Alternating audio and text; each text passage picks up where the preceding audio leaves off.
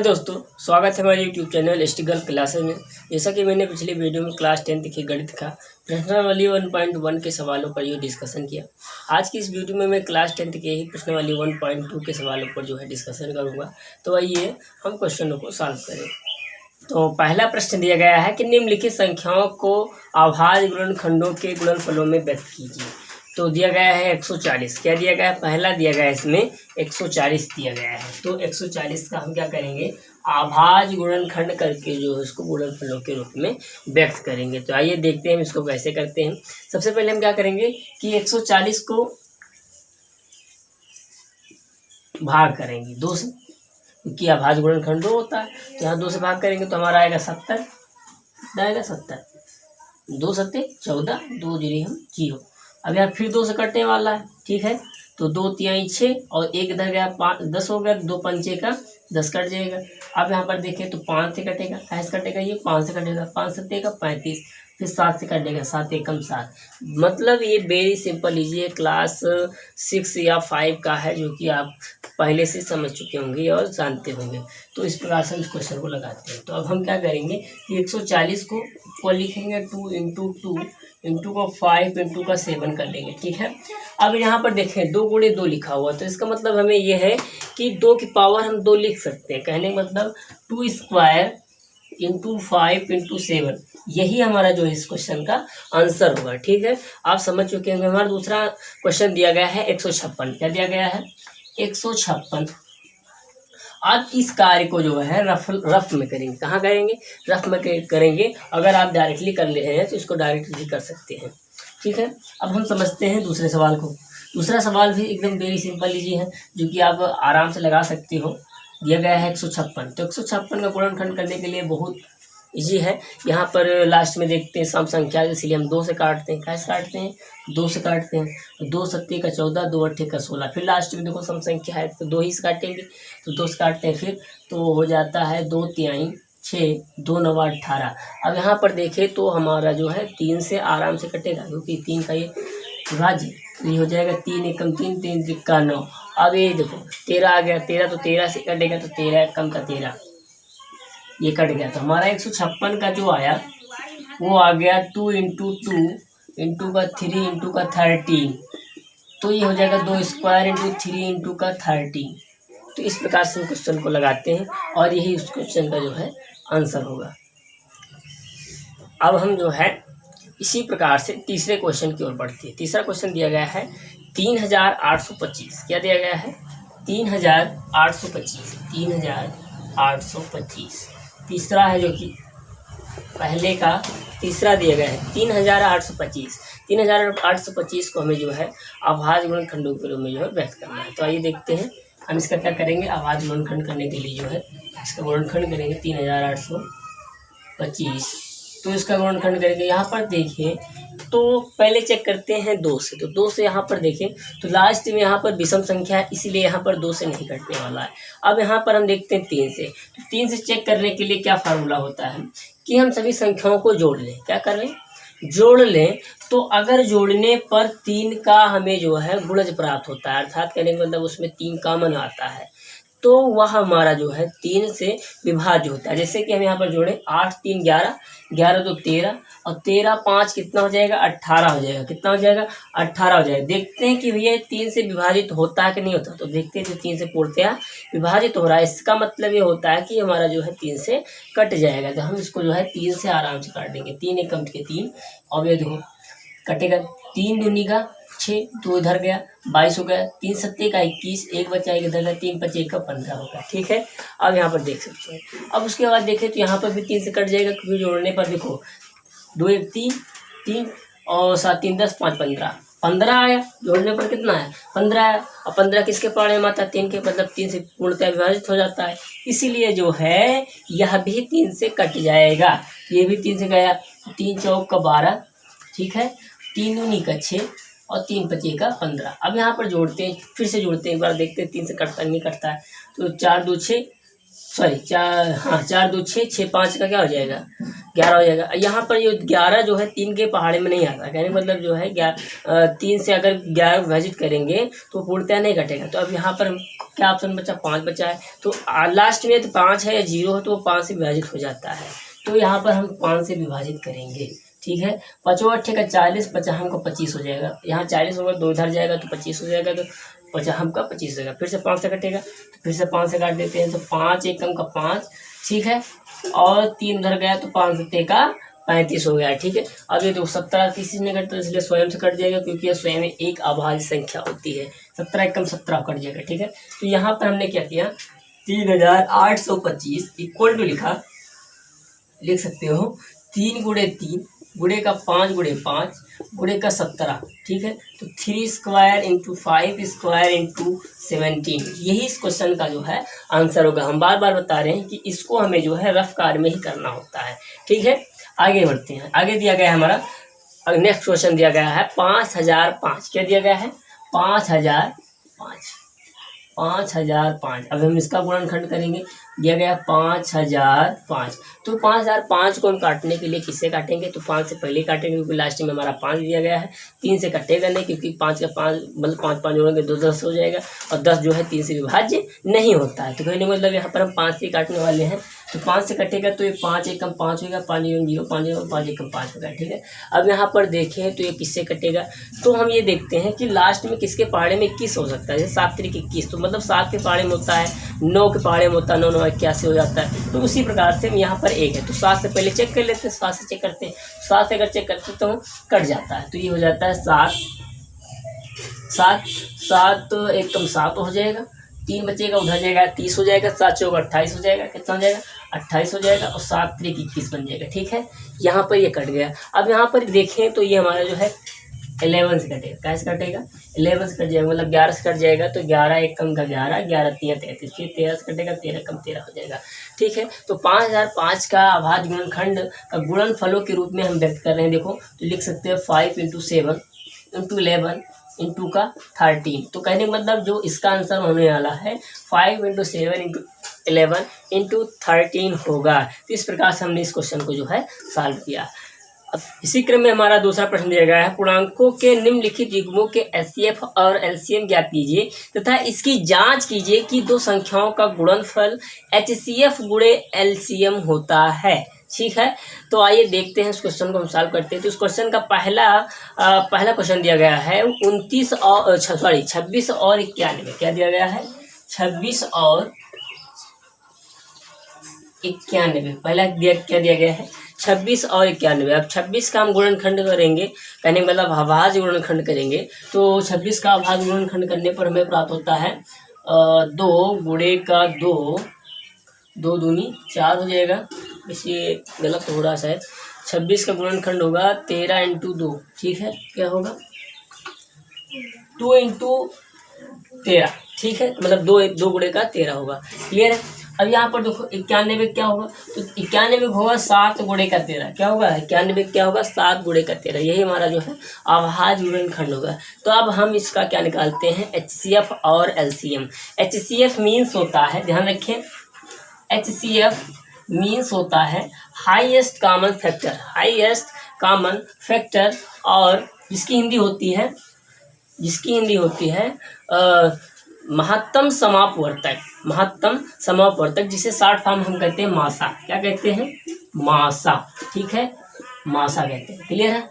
अब यहाँ पर देखें तो एलसीएम की बात करें तो एलसीएम हमारा होता है एलसीएम लीस्ट कॉमन मल्टीपल, इसका हिंदी होता है लीस्ट कॉमन मल्टीपल। और इसकी हिंदी की बात करें तो इसकी हिंदी होती है लघुत्तम समापवर्तक, जिसे कहते हैं लासा। क्या कहते हैं, लासा, ठीक है, लघुत्तम समापवर्तक होता है, ठीक है।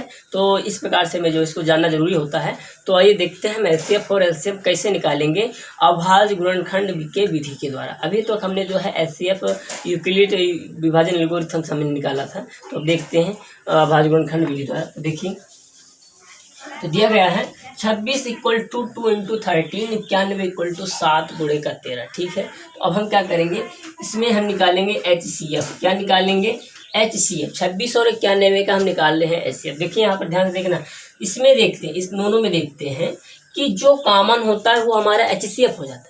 ध्यान सुने, जो कॉमन हो, जो उभयनिष्ठ हो, वो हमारा क्या होता है, HCF होता है। तो ये देखो और ये देखो, दोनों उभयनिष्ठ हैं, तो यहाँ पर HCF कितना आने वाला है, 13। क्लियर बात, समझ में आया होगा आपको। अब देखते हैं LCM। LCM निकालने के लिए हम क्या करते हैं, सबसे पहले जो कॉमन होता है उसको नोट करते हैं, जो कॉमन उसको नोट कर लेते हैं, 13 हो गया। ठीक, फिर जो कॉमन नहीं है उसको भी नोट करते हैं, ध्यान रखें, जो कॉमन नहीं है उसको भी नोट कर लेते हैं। ठीक है, तो उसको भी नोट करने पर हमें प्राप्त होता है 2 × 7। क्लियर नहीं क्लियर, तो ये हो जाएगा, समझ में आया होगा। अब यहाँ पर देखो, अब इनका गुणा कर देंगे, इनका क्या करेंगे, हम गुणा कर देंगे। तो गुणा करेंगे तो हमारा आएगा, हो जाएगा 7 दूनी 14। ठीक है, 7 दूनी कितना हो जाएगा, 14 हो जाएगा, और 14 3 42। ठीक है, और हो जाएगा 4, 14 कम 14 4 18 हो जाएगा। क्लियर है, तो इसका आंसर आएगा 182। क्या आएगा, आंसर 182 आएगा। तो आइए हम इसको चेक करते हैं, दो संख्याओं का गुणनफल जो है बराबर है HCF गुणे LCM के, ये हम चेक करते हैं। तो पहले हम क्या करते हैं, संख्याओं का गुणनफल, संख्याओं का मतलब दो संख्याओं का गुणनफल निकाल लेते हैं, गुणनफल निकालेंगे। तो गुणनफल आएगा हमारा, संख्याओं का गुणनफल हो जाएगा हमारा, क्या दिया गया है, 26 और 91 दिया गया है, 26 गुणे का 91, और 26 और 91 का गुणा हम करेंगे तो हमें प्राप्त होगा 2366। क्या प्राप्त होगा, 2366 प्राप्त होगा। और यदि हम LCM गुणे HCF भी करेंगे तब भी हमें जो है 2066 ही प्राप्त होगा। ध्यान रखें, कितना प्राप्त होगा, 2366 ही प्राप्त होगा। क्लियर है नहीं, तो ये इस प्रकार से हम क्वेश्चन को जो सॉल्व करते हैं, और इसके बाद हम लिखते हैं कि अतः दो संख्याओं का गुणनफल, दोनों संख्याओं का, दोनों लिखें, दोनों संख्याओं का गुणनफल बराबर है HCF गुणे LCM के। हमें ये बात भी प्रूव करना था, तो इस बात से इन दोनों लाइनों से हमारा जो है ये लाइन सिद्ध हो रहा है। ठीक है, तो आइए देखते हैं हम नेक्स्ट क्वेश्चन। तो दूसरे का दूसरा दिया गया है 510 और 92। क्या दिया गया है, 510 और 92 दिया गया। ठीक है, तो 510 और 92 का हम क्या निकालेंगे, LCM और HCF निकालेंगे। तो सबसे पहले हम क्या करेंगे, 510 का अभाज्य गुणनखंड करेंगे, और हम 92 का भी जो है अभाज्य गुणनखंड करेंगे। तो 510 का अभाज्य गुणनखंड करेंगे हम, ठीक है, और 92 का भी अभाज्य गुणनखंड करेंगे। तो आइए हम इधर कर लेते हैं, दिया गया है 510, तो 510 को हम सबसे पहले 2 से काटेंगे क्योंकि लास्ट में 0 है, तो जब 0 होता है 2 से हमारा आराम से कट जाता है, 2 दूनी का 4 हो जाएगा। ठीक है, और ये इधर जाएगा 10 हो जाएगा, 2 पंचे का 10, फिर 2 पंचे का 10 आएगा। ठीक है, यहाँ पर देखें तो 5 5 10 2 12। ध्यान दें, पहले हम जोड़ लेते हैं, 3 के लिए हम क्या करते हैं, जोड़ लेते हैं। 5 5 10 2 12 हो रहा है। अब 12 का मतलब ये होता है कि हमारा जो है 3 से विभाज्य हो रहा है, क्योंकि 12 जो है 3 से विभाज्य होता है, इसीलिए ये भी जो है 3 से विभाज्य हो जाएगा। तो ये हो जाएगा 3 से विभाजित, 3 एक देखो 3 मतलब ये हो जाएगा 3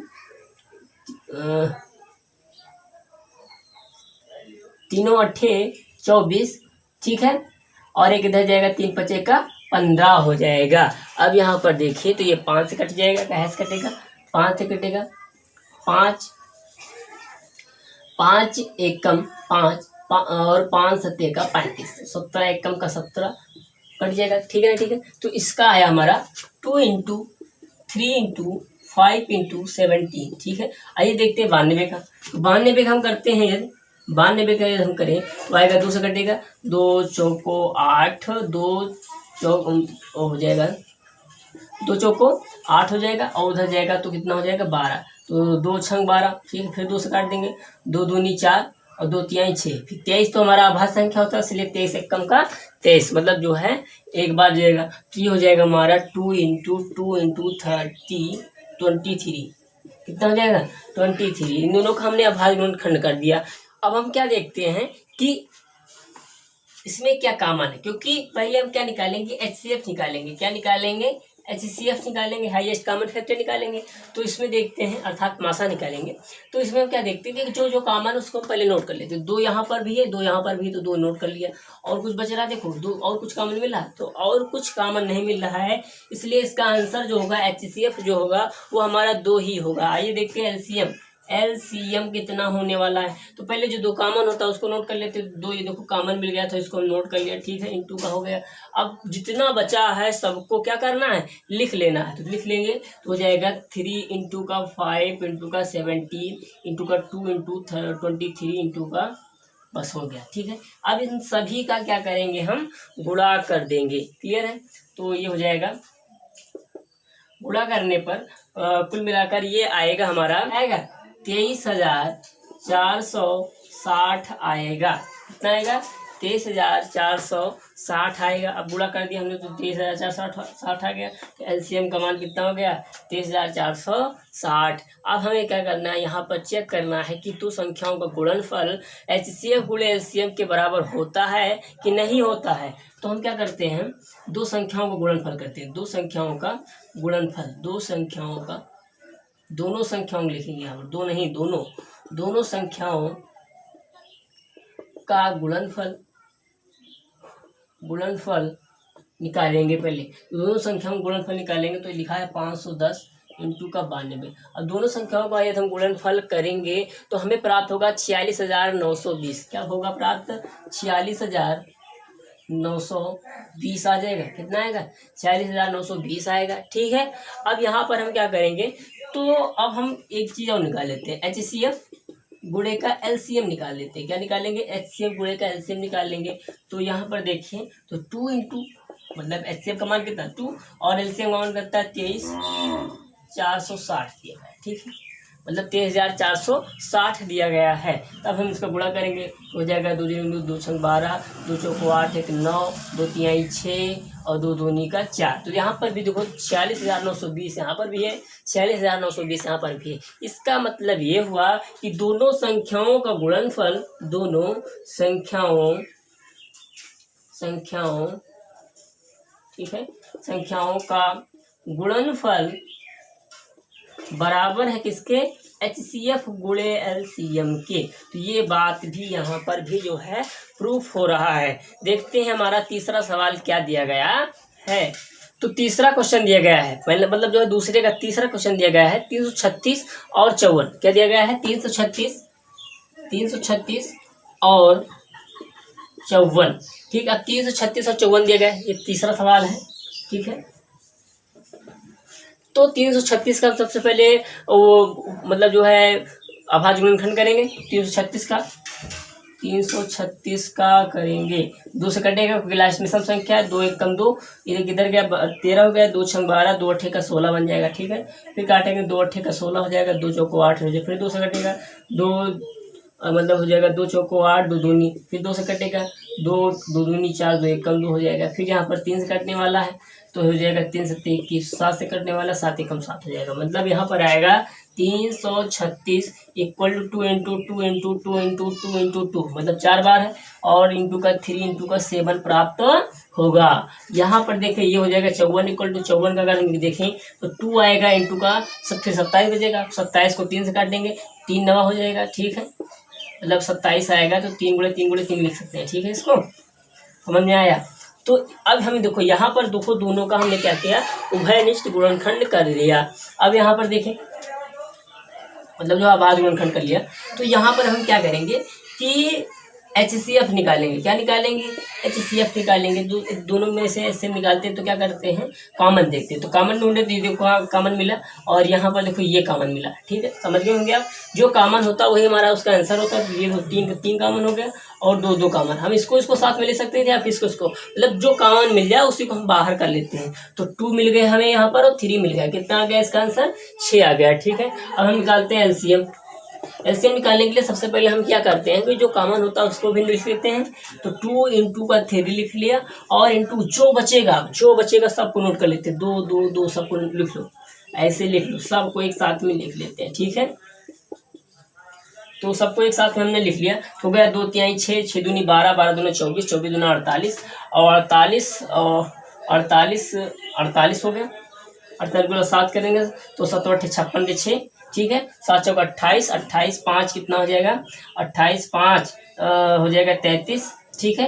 कितना आया 3036 आया। अब 3036 में कितने से गुणा करेंगे, 9 से करेंगे, ठीक है। कितने से करेंगे, 9 से करेंगे तो 9 छंग 54 के 4 आया और 9 त्रिक 27, 27 5 का हो जाएगा 32, 32 के 2 हसीलाया 3, ठीक है। और 9 त्रिक 27, 27 3 कितना हो जाएगा 30, तो 3000 कितना प्राप्त हुआ यहाँ पर हमें, 3000 कितना प्राप्त हुआ, 24 प्राप्त हुआ। कितना हुआ, यहाँ पर हमने इसका गुणा किया तो हमारा कितना आया, 3024 आया। तो अब हम चेक करते हैं, देखो इसका दोनों का आंसर तो हो गया, लेकिन अब यहाँ पर हम चेक करते हैं कि हमारा आंसर सही है या गलत है। तो इसके लिए हम क्या करेंगे, दोनों संख्याओं का गुणनफल और बराबर करेंगे एचसीएफ गुणे एलसीएम। तो इस बात ये अगर ये बात प्रूफ हो जाता है तो हमारा सवाल ये क्या है, सही है। तो देखते हैं,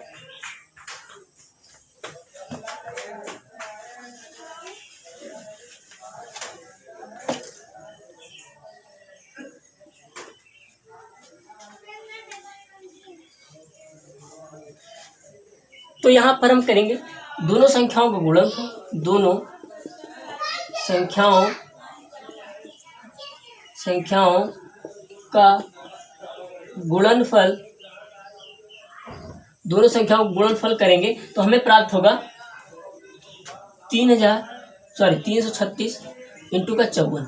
अगर 336 का 54 से गुणा करें, ठीक है, क्या प्राप्त होगा, 18144 प्राप्त होगा गुणा। अब यहाँ पर हम क्या करेंगे, यदि हम एचसीएफ गुणे एलसीएम करें, ठीक है, एचसीएम गुणे एलसीएम करें तो आ जाएगा 6 गुणेगा 3024। तो चेक करते हैं क्या 18144 आता है, तो गुणा करते हैं तो 6 चौको 24 के 4, ठीक है। 6 दूनी 12, ठीक, 6 दूनी 12, 12 तो 14 हो जाएगा, एक यहाँ पर भी आएगा और 3 हो जाएगा 6 3 18, मतलब 18144 में भी आया है। मतलब इसका मतलब ये हुआ कि जो दोनों आंसर दिए गए हैं ये एकदम करेक्ट हैं। अब हम बढ़ते हैं क्वेश्चन नंबर तीसरे की ओर।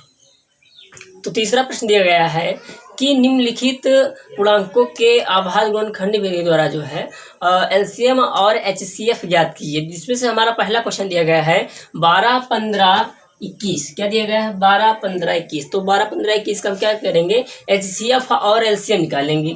तो 12 का अगर आभाज्य गुणनखंड करें, क्या करें, 12 का आभाज्य गुणनखंड करें तो आएगा 2 इंटू का 3 आएगा, 2 दूनी 4 कई बार, हाँ इसका ये हो जाएगा क्लियर। 15 करें, यदि 15 का करें तो हो जाएगा हमारा 3 इंटू 5, 5 से 15 क्लियर। 21 का करें तो हो जाएगा 3 इंटू 7, 3 इंटू 7। तो अगर इसका हम एचसीएफ निकालें, क्या निकालें, एचसीएफ निकालें तो कितना आएगा, तो एचसीएफ का मतलब ये होता है जो सब में कॉमन हो, जो सब में कॉमन हो। तो यहाँ पर देखिए जो सब में कॉमन है, कौन कौन कॉमन, 3 3 3, सब में क्या कॉमन है, 3 कॉमन। तो इसका आंसर क्या हो जाएगा 3। एचसीएफ कितना आएगा, 3 आएगा। अब हम निकालते हैं एलसीएम। एलसीएम में क्या करते हैं कि यहाँ पर देखते हैं कि जो कॉमन उसको पहले नोट कर लेते हैं, जो कॉमन था हम उसको क्या कर लिया, नोट कर लिया। बचा क्या, ये बचा और ये बचा, ये दोनों बचे, इन दोनों को भी नोट कर लेते हैं। इंटू 2 इंटू 2 इंटू 5 इंटू का 7 कर लेते हैं। समझ में आया होगा। अब हम क्या करेंगे, 3 दूनी 6, 6 दूनी 12, 12 पंजे 60, ठीक है, और 60 और 42 हो जाएगा, कितना हो जाएगा 420 आएगा। कितना आएगा 420 आएगा। तो इसका एलसीएम हमारा 420 हो जाएगा। अगर हम दूसरे सवाल की बात करें, तो दूसरा सवाल दिया गया है कि 17 23 और 29, क्या दिया गया 17 23 29। तो 17 का गुणनखंड करेंगे, तो 17 के यदि हम गुणनखंड करेंगे तो भैया 17 का 17 कम 17 होगा, मतलब ये खुद ही एक अभाज्य संख्या है, ठीक है। यहाँ पर देखिए 23 का करेंगे तो कितना आएगा, 23 गुणे का 1 आएगा, और 29 का करेंगे तो 29 गुणे का 1 आएगा। 1 हमने इसलिए लिखा है क्योंकि यहाँ पर इसका गुणनखंड और नहीं बन रहा है, ठीक है। तो एक सब में गुणनखंड होता है, ठीक है। तो इसका एलसीएम, अगर एचसीएफ की बात करें हम, एचसीएफ HCF की बात करें, मासा की बात करें, तो यहाँ पर देखें तो क्या कॉमन है, यहाँ पर हमारा कॉमन कुछ नहीं मिलेगा, केवल क्या कॉमन मिलेगा, 1 मिलेगा। आप इसको ऐसे भी लिख सकते थे, ठीक है, आप इसको ऐसे भी लिख सकते हैं, लेकिन हमने इसको समझने के लिए एक लिख लिया है। जहाँ पर कुछ कॉमन न मिले आपको तो वहाँ पर क्या लिखेंगे, एक लिख लेंगे, तो वहाँ पर HCF हमेशा एक होता है, ठीक है, समझ गए होंगे। फिर उसके बाद देखें तो LCM की बात करें, LCM की बात करें तो ये आएगा 17 गुणे का 23 गुणे का 29, समझ गए होंगे आप, 17 23 गुणे का 29। तो इसका गुणन मतलब जो है गुणा करेंगे तो आएगा हमारा 11,339, क्या आएगा, 11,339 हो जाएगा, ठीक है। तो इस प्रकार से हम क्वेश्चन को लगाएंगे। तीसरा क्वेश्चन दिया गया है 8 9 25, क्या दिया गया है, 8 9 और 25 दिया गया है, और 25 दिया गया है। तो अब हम क्या करेंगे, 8 का गुणनखंड करेंगे, 2 × 2 × 2 × 2 आएगा, 9 का करेंगे तो आएगा 3 × 3 आएगा, ठीक है, और 25 का करेंगे तो आएगा हमारा 5 × 5। तो यहाँ पर HCF निकालें तो HCF देखते हैं तो यहाँ पर कुछ कॉमन नहीं होता, जहाँ पर कुछ कॉमन नहीं है वहाँ पर आंसर क्या होता है, 1 होता है, क्लियर है। LCM की बात करें यदि हम, तो LCM तो सबका गुणा हो जाएगा एक साथ, तो 2 × 2 × 2, ठीक है, और 3 × 3 × 5 × 5 हो जाएगा, क्लियर नहीं, क्लियर। गुणा करेंगे 2 दूनी 4 दूनी 8 8 3 24 24 3 72 72 पंजे 72 और 72 का 50 25 25 से गुणा करेंगे तो आ जाएगा हमारा 1800, ठीक है। तो इस प्रकार से इस क्वेश्चन का भी जो है आंसर हो जाएगा। तो इस प्रकार से हम जो है LCM और HCF ज्ञात करते हैं। आइए देखते हैं क्वेश्चन नंबर 4 की ओर। क्वेश्चन नंबर 4 दिया गया है कि HCF 306,657 बराबर 9 दिया है, ठीक है, और LCM 306 657 का जो है हमें ज्ञात करना है। तो हमें क्या करना है कि ये बात हमें दी गई कि ये हमें जो है निकालना है। तो मेरे पास एक फार्मूला होता है कि LCM HCF गुणे LCM इक्वल टू संख्याओं का गुणनफल, संख्याओं का गुणनफल, ठीक है, संख्याओं का गुणनफल। अब संख्याएं क्या होंगी, यहाँ पर संख्या हमारी ये दोनों होंगी, ठीक है, 306 और 657। कहने का मतलब ये होता है कि अगर 306 और 657 इस प्रकार से लिखा तो इसका मतलब ये होता है कि 306 और 657 का HCF कितना है, 9 है। तो इस प्रकार से हम क्या करेंगे, इसी फार्मूले पर हम जो इसको पुट करेंगे। तो HCF कितना दिया गया है, 9 दिया गया है। LCM क्या करना है, निकालना है, ठीक है, LCM क्या करना है, निकालना है। संख्याएं क्या दी गई, तो 306 गुणे का 657 दिया गया है, ठीक है नहीं, ठीक है। अब हम क्या करेंगे कि इनका गुणा जो है सिंपल, मतलब जो है इनको जो है इनके भाग में ले जाएंगे। तो LCM इक्वल टू हो जाएगा 306 657, इसको क्या सिंपली हल कर लेना, ठीक है। अब हम क्या करते हैं, इसको काट देते हैं, क्या करते हैं, काट देते हैं। तो 9 3 27, ठीक है, और 9 चौक 36 हो जाएगा, ये 34 हो जाएगा, क्लियर है। कितना आएगा यहाँ पर 34, ठीक है, और इंटू का 657। अब हम इसका गुणा सिंपल इससे कर देते हैं। तो इनका गुणा जब इससे करते हैं तो 657 का गुणा अगर हम 34 से करें, ठीक है, तो आएगा 7 चौक 28 के 8 सिलाए 2 और 4 5 20 2 22 6 चौको 24 24 2 26 3 7 7 21 और 3 5 15 15 2 17 हो जाएगा और 3 6 18 18 1 19 हो जाएगा। जोड़ने पर हमें प्राप्त होगा 8 3 6 6 7 13, ठीक है, और 9 2 11 12 हो जाएगा और 1 2 हो जाएगा। तो 22,338 प्राप्त होगा, 22,338 प्राप्त होगा। तो इसका LCM कितना होगा, 22,338, मतलब इसका मान कितना आएगा, 22,338, ये जो इसका आंसर होगा, ठीक है।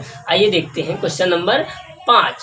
प्रश्न 5 दिया गया है कि जांच कीजिए क्या किसी प्राकृतिक संख्या n के लिए संख्या 6 पावर n 0 अंक पर जो है समाप्त हो सकती है। तो आइए देखते हैं, इसको जो है चेक करते हैं और समझते हैं। देखिए कहने का मतलब यहाँ पर ये है कि क्या 6 पावर n का मान जो है अगर आएगा कुछ, समझिए बात, कुछ अगर n कोई प्राकृतिक संख्या, कोई प्राकृतिक संख्या हो तो क्या ये 0 पर कभी समाप्त हो सकता है, ऐसा कंडीशन बन सकती है। तो इसको ज्ञात करने के लिए, मतलब अगर जैसे कि 510 लिखा हो तो ये 0 पर समाप्त हो रहा है, देखो यहाँ पर 0 पे क्या हो रहा है, समाप्त हो रहा है, मतलब इसका लास्ट डिजिट कितना होना चाहिए, 0 हो रहा है। तो इसी प्रकार से इसमें चेक करना है क्या इसमें लास्ट डिजिट हमारा जो है 0 आएगा। ठीक है, तो इसमें हम सबसे पहले क्या करेंगे, देखिए इसमें हम क्या करेंगे कि लिखेंगे 6 इक्वल टू, मतलब 6 का हम अभाज्य गुणनखंड करेंगे। क्या करेंगे, अभाज्य गुणनखंड करेंगे। तो कितना आएगा, 2 इंटू का 3 हो जाएगा। कितना हो जाएगा, 2 इंटू का 3 हो जाएगा। ठीक है, यहाँ तक समझे। अब हम क्या करेंगे, इसकी दोनों पक्षों में 6 पावर n कर देंगे। दोनों पक्षों में क्या करेंगे, 6 पावर n कर देंगे। दोनों पक्षों में 6 पावर n कर देंगे, कोई दिक्कत नहीं हुई। ठीक है, अब यहाँ पर देखते हैं, तो यहाँ पर देखते हैं कि 6 power n equal to 2 into 3 की पावर पूरे की पावर n है। तो यहाँ पर यह समझ में आता है कि इसमें देखा जाए तो इसके गुणनखंड में, मतलब 6 के इस गुणनखंड में 6 पावर n के गुणनखंड में 5 गुणनखंड नहीं है, 5 नहीं है। समझो बात को, अगर 6 पावर n के गुणनखंड में 5 होता, क्योंकि 2 पहले से था और 5 और होता तो हमारा इसमें 0 जरूर आता। समझिए बात की, जहां पर 2 इंटू 5 होता वहां पर 0 लास्ट डिजिट जरूर होता। समझिए बात, ठीक है। अगर यहाँ पर हमारा क्या कॉमन होता, 5 भी कॉमन मिल जाता, मतलब यहाँ पर अगर गुणनखंड हमारा 5 आ जाता तो यहाँ पर ये जो है 0 पर हमारा समाप्त हो सकता था। लेकिन यहाँ पर 5 नहीं, केवल 2 है। अगर 2 होता और 5 होता, दोनों होते, मतलब दोनों का आवश्यकता होती किसी भी अंक पर, मतलब शून्य होने के लिए जो है 2 इंटू 5 का होना बहुत आवश्यक, क्योंकि 2 इंटू 5 से ही हमारा जो है 10 बनता है। क्या बनता है, 10 बनता है। और 10 जब बनता है तभी वो 0 आता है। कहने मतलब किसी भी संख्या में यदि हम 10 से गुणा कर दें तो हमारा उसके लास्ट डिजिट क्या आएगा, 0 आएगा। तो 2 इंटू 5 ना होने के कारण, मतलब 2 तो है लेकिन यहाँ पर 5 नहीं है। देखो 2 है लेकिन 5 नहीं है, इसलिए समझिए बात, इसलिए 6 पावर n संख्या 0 अंक पर समाप्त नहीं होगी।